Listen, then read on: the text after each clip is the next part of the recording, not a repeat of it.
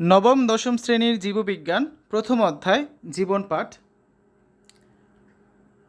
মানব সভ্যতা বিকাশে বর্তমান শতকের চ্যালেঞ্জ হচ্ছে খাদ্য উৎপাদন, চিকিৎসা শাস্ত্রের উন্নয়ন এবং বিরূপ পরিবেশে জীবনের অস্তিত্ব রক্ষা। এসব ক্ষেত্রে জীববিজ্ঞানের ভূমিকা অপরিসীম। এই অধ্যায়ে জীববিজ্ঞানের সংজ্ঞা, শাখাসমূহের নাম এবং জীবের নামকরণ পদ্ধতি নিয়ে আলোচনা করা হয়েছে। এই অধ্যায় পাঠ শেষে আমরা জীববিজ্ঞানের ধারণা ব্যাখ্যা করতে পারব, জীববিজ্ঞানের প্রধান শাখাগুলো বর্ণনা করতে পারব, জীবের শ্রেণীবিন্যাসের ধারণা ব্যাখ্যা করতে পারব, জীবের শ্রেণীবিন্যাসের প্রয়োজনীয়তা মূল্যায়ন করতে পারব, জীবের শ্রেণীবিন্যাসকরণ পদ্ধতি বর্ণনা করতে পারব, দ্বিপদ নামকরণের ধারণা ও গুরুত্ব ব্যাখ্যা করতে পারব এবং বাস্তব জীবনে জীবের শ্রেণীবিন্যাসের প্রয়োজনীয়তা সম্পর্কে সচেতন হব। 1.1 জীববিজ্ঞানের ধারণা। আমরা ছোটবেলা থেকেই শুনে এসেছি যে যাদের জীবন আছে তারা জীব, আর যেসব জিনিসের জীবন নেই সেগুলো জড়। মোটা দাগে বোঝার জন্য বিশ্বের সব পদার্থকে এরকম দুটি ভাগে ভাগ করা যেতে পারে, কিন্তু বিজ্ঞানের সূক্ষ্ম বিচারে কোথায় জড় অচেতনের শেষ আর কোথায় জীবনের শুরু তা অনেক সময় বলা মুশকিল। আসলে জীবনের ভিত্তিমূলে কাজ করে পদার্থবিজ্ঞান এবং রসায়নের সে একই নিয়ম, যা কিনা জড় জগৎকেও নিয়ন্ত্রণ করে।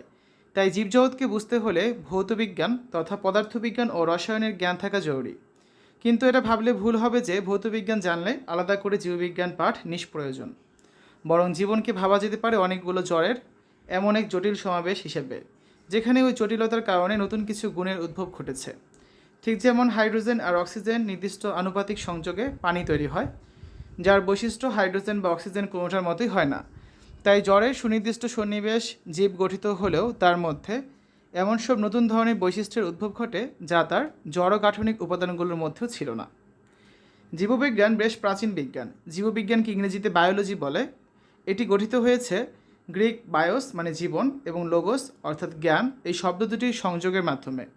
যেহেতু চিকিৎসা ও কৃষি সংক্রান্ত ব্যাপারে জীববিজ্ঞানের একটি গুরুত্বপূর্ণ ভূমিকা রয়েছে, সেহেতু সভ্যতার একেবারে আদিকাল থেকে গ্রিস, মিশর, মধ্যপ্রাচ্য, ভারতবর্ষ ও চীনসহ বিভিন্ন অঞ্চলের সভ্যতায় জীববিজ্ঞানের কিছু না কিছু চর্চা রয়েছে। যদিও সেসব চর্চাকে আধুনিক বিজ্ঞানের পদ্ধতির বিচারে ঠিক বিজ্ঞান বলা যায় না, তবু জ্ঞানের এই শাখার বিকাশের জন্য তা অপরিহার্য ছিল। 1.2 জীববিজ্ঞানের শাখাগুলো। জীবের যে দুটি ধরন আমরা চারপাশে তাকালেই দেখতে পাই সেগুলো হচ্ছে উদ্ভিদ এবং প্রাণী। তাই বহুদিন পর্যন্ত জীববিজ্ঞান পাঠের সুবিধার জন্য একে দুটি শাখায় ভাগ করে নেওয়ার প্রচলন ছিল। একটি হচ্ছে উদ্ভিদ বিজ্ঞান, আরেকটা হচ্ছে প্রাণী বিজ্ঞান। এই রীতি এখনও কিছুটা চালু আছে, যদিও জীববিজ্ঞান আজ এতটাই বিস্তৃতি লাভ করেছে যে শুধু দুটি শাখায় ভাগ করে এখন আর পাঠ চলবে না। এখন অনেক জীব আছে যা উদ্ভিদ বা প্রাণী কোনোটাই নয়, যেমন ব্যাকটেরিয়া, ছত্রাক। আবার যখন প্রাণী, উদ্ভিদ, ব্যাকটেরিয়া, ছত্রাক, ভাইরাস প্রভৃতির কোনো সাধারণ বৈশিষ্ট্যকে একসাথে বিশ্লেষণ করার দরকার হয়, তখন আর জীবের ধরনভিত্তিক শাখা লাগসই হয় না। তাই প্রয়োজনের তাগিদে জীববিজ্ঞান এখন বহু সংখ্যক শাখায় বিভক্ত হয়েছে। জ্ঞানের প্রায় প্রতিটি বিষয়ের অন্তর্ভুক্ত শাখাগুলোকে ভৌত বা মৌলিক এবং ফলিত এই দুই ভাগে ভাগ করা হয়ে থাকে। জীববিজ্ঞানও তার ব্যতিক্রম নয়। ভৌত শাখা বলতে সেসব শাখা বোঝানো হয় যেখানে তার তাত্ত্বিক ভিত্তি অনুসন্ধান করাটা প্রয়োগ সংক্রান্ত দিকের তুলনায় বেশি গুরুত্ব পায়, আর যেখানে প্রয়োগটাই বড় সেটা হচ্ছে ফলিত শাখা। তো প্রথমে দেখব আমরা ভৌত জীববিজ্ঞান নিয়ে 1.2.1। ভৌত জীববিজ্ঞান শাখায় তত্ত্বীয় বিষয় নিয়ে আলোচনা করা হয়ে থাকে। এতে সাধারণত নিচে উল্লিখিত বিষয়গুলো আলোচনা করা হয়। অঙ্গসংস্থান বা মরফোলজি। জীবের সার্বিক অঙ্গসংস্থানিক বা দৈহিক গঠন বর্ণনা এ শাখার আলোচ্য বিষয়।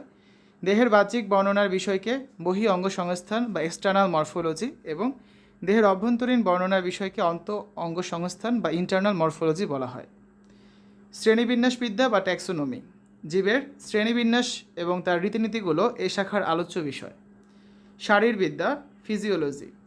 জীবদেহের নানা অঙ্গ প্রত্যঙ্গের জৈব রাসায়নিক কার্যাদি, যেমন শ্বসন, রেচন, সালোক সংশ্লেষণ ইত্যাদি বিষয়ে এই শাখায় আলোচনা করা হয়। এছাড়া জীবের যাবতীয় শারীরবৃত্তীয় কাজের বিবরণ এই শাখায় পাওয়া যায়। হিস্টোলজি।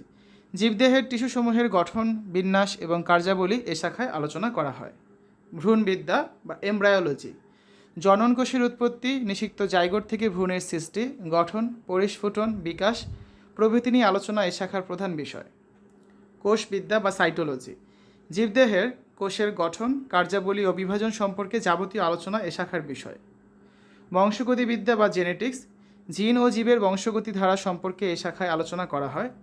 বিবর্তনবিদ্যা বা ইভলিউশন, পৃথিবীতে প্রাণের বিকাশ, জীবের বিবর্তন এবং ক্রমবিকাশের তথ্যসমূহের আলোচনা এ শাখার বিষয়।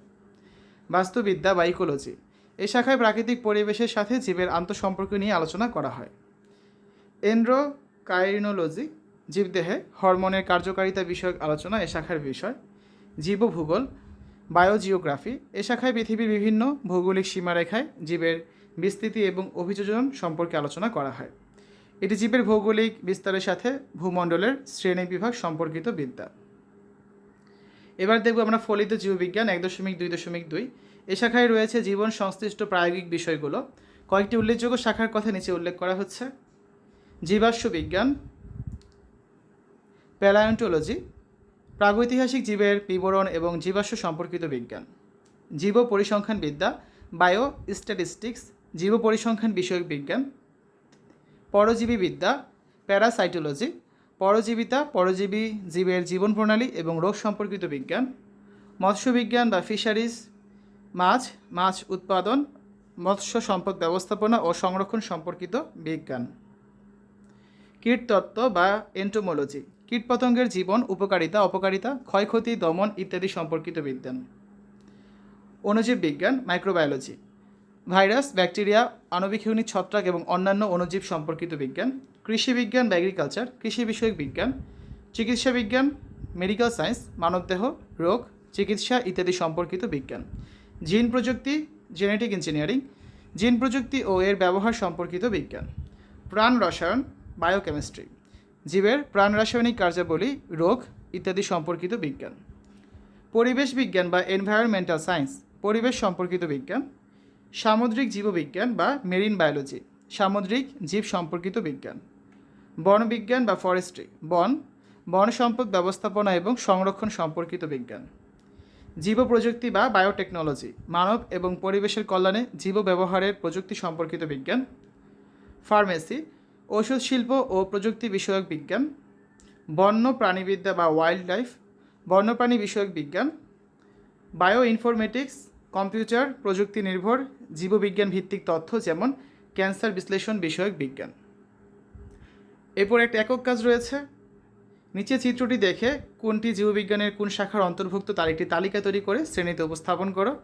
এখানে হচ্ছে অনেকগুলো ছবি আছে, এখান থেকে তালিকা করে উল্লেখ করতে হবে কোনটা ভৌত জীববিজ্ঞানের শাখা আর কোনটা হচ্ছে আরেকটা যেটা ফলিত জীববিজ্ঞান আছে সেই ফলিত জীববিজ্ঞানের শাখা, সেগুলো উল্লেখ করে তালিকাভাবে উপস্থাপন করতে হবে।